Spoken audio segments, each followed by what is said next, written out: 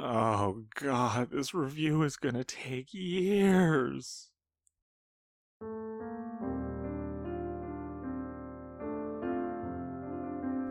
I have played chess for a surprisingly long time. My elementary school had chessboards in most classes, so everyone learned early. We never learned theory though, so we just sort of moved randomly. My opener was a4, rook a3. Rook was my favorite piece, so I developed it as soon as possible. It says a lot about the game that even as brainless children, we all knew rooks were better than bishops or knights. Unfortunately, it was that lack of a brain that led me to Battle Chess for the NES. There have been a number of versions over the years, but I played the NES one. I had a cousin who babysat my brother and I. She would bring over her NES to entertain us while she never really thought about what she was doing while we were distracted. Drugs. Yeah, drugs was the answer. I think she used to hang around with white supremacists back then too. I should stop talking about this. I don't know how I played this so much.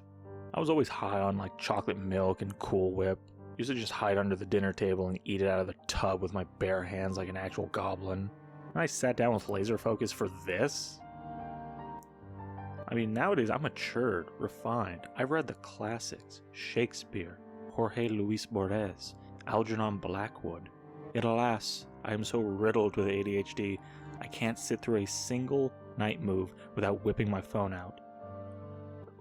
Why do the other pieces have to move out of the way? Just clip through them, I don't mind! I was gonna play a bunch of matches and show off the animations I liked best, but I only got through 3 full games. For reference, my favorite was Knight vs. Knight.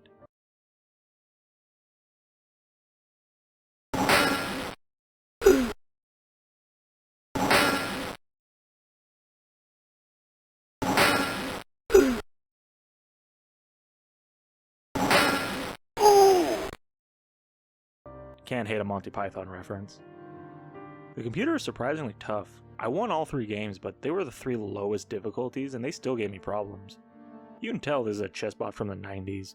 You think of chessbots nowadays as playing like a whole new dimension, but that's only the new chessbots. Chessbots only surpassed people in 1997, which is actually my birth year. What a nice coincidence. Welcome to Earth, baby. You will never defeat the machine. Battle Chess came out in 1990, and it's obviously not using cutting-edge stuff. You can tell, because there's a weird quirk to older chessbots. Modern chessbots play positionally, meaning they play whatever gives them the best position.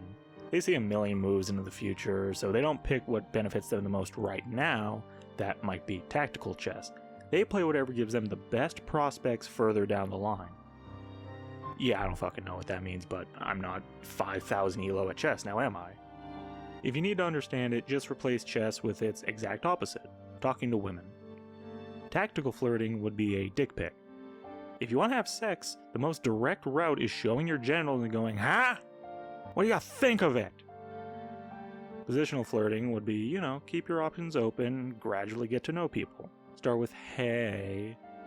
Yeah, the conversational equivalent of E4. Hey. Older chessbots don't do this crap. It's probably just preloaded moves for the opening, but the main quirk of these chessbots is that they don't play positionally or tactically. They play materialistically. All they understand is the pieces have point values, so they are very hesitant to lose material. There wasn't enough computing power for positional chess, and they were too cowardly to launch some sacrificial attack like a Greek gift. You'll see standard development, followed by frankly inoffensive attacks.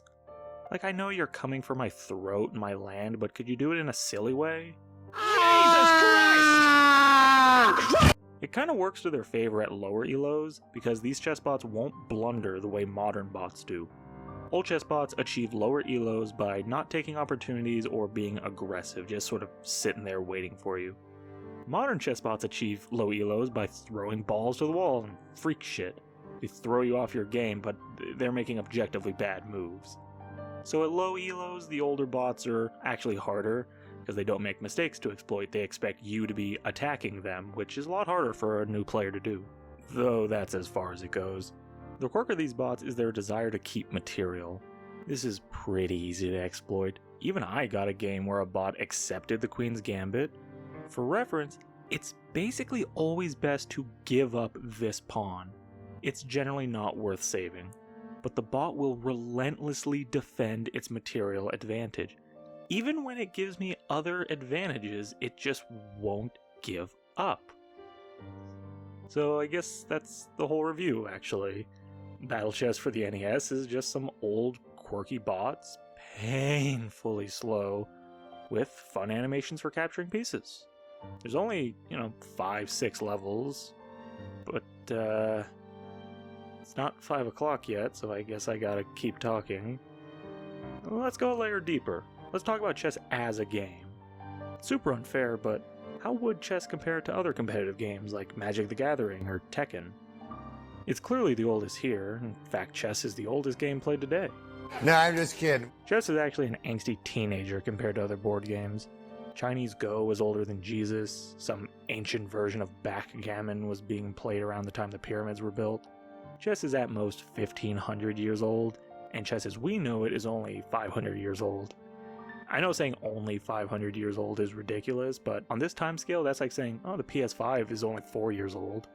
The rules of chess are simple. You only have 6 unique pieces. There's en passant, castling, all those stupid stalemates. But there's one hidden rule. It hasn't been used in 30 years, but you need to know this. You absolutely are not allowed to play chess in Yugoslavia, or you get fucking banished to Iceland. Yeah, this'll kill time. Let me tell you a story. So, Bobby Fischer is a big name in chess. The most important chess match ever was the World Chess Champion Finals in 1972. Bobby Fischer versus Boris Spassky. Why did people suddenly care about chess this year? Same reason they cared about hockey and moon rocks. Cold War. Bobby won, and Boris was the reigning champ from the Soviet Union. There had never been a non-Soviet chess champion for decades, so it was a big win for Murka. Bobby was so dominant after this, he actually got bored, went a little crazy, and retired for like 20 years. That finally brings us to Yugoslavia. Bobby agreed to have, and I can't stress this enough, an unofficial exhibition rematch against Spassky. There was a massive cash prize involved, but they weren't representing their countries. It was just for entertainment. I don't even think their ELOs would have gone up or down from this. Here's the stinker. The match was held in Yugoslavia, whom the UN absolutely hated and had strict embargoes against. And it gets stinkier because Yugoslavia actually broke up in April of 1992. A couple countries gained independence, and so the remainder of Yugoslavia became the Federal Republic of Yugoslavia, technically a different country.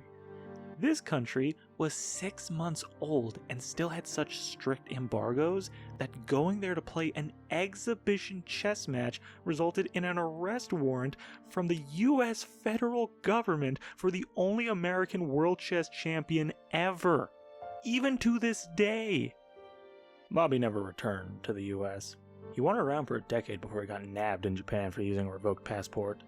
Then of all places, Iceland raised its hand from all the way across the world and went, "We'll take him." Remember that World Chess Championship he won in 1972? That was in Iceland, and apparently led to a boom of tourism for them, so they were grateful and granted him citizenship. The reason I bring all this up is because Bobby isn't just an important figure in chess, he was one of its biggest critics. His criticisms still largely hold true. He argued chess was a sort of dead end at its highest level. And he was kind of right. Chess is a game of memorization.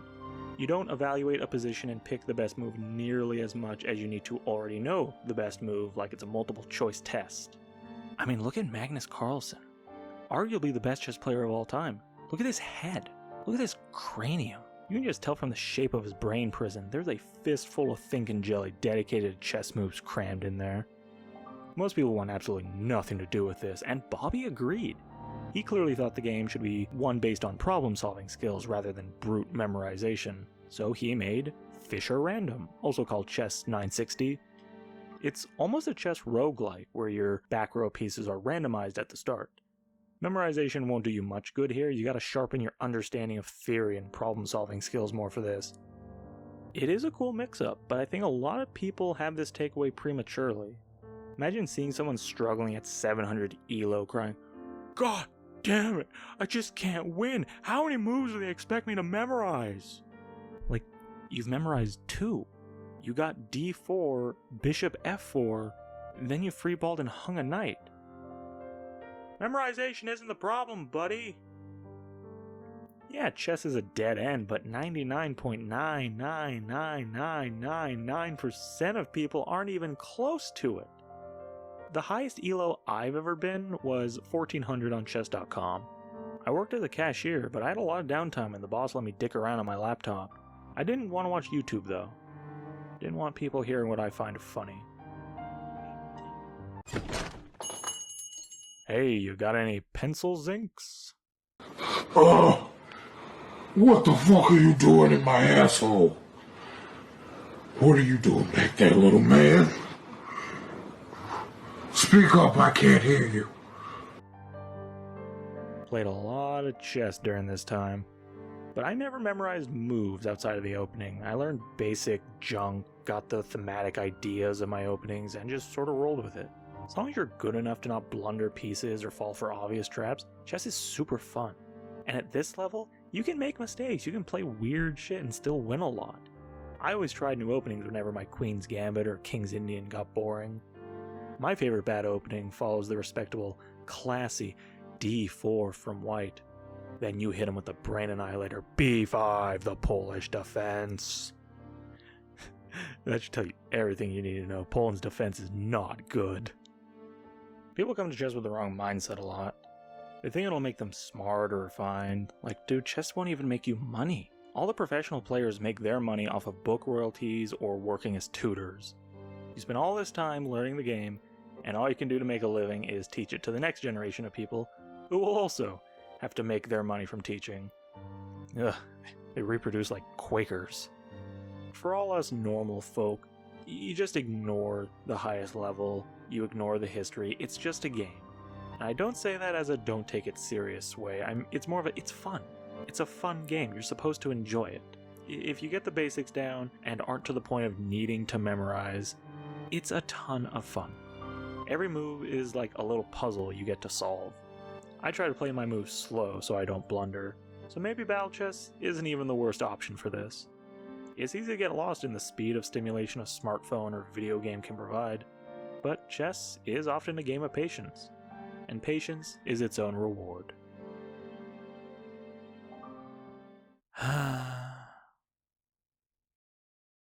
Oh yeah, you smell that funk, don't you? That's what you wanted.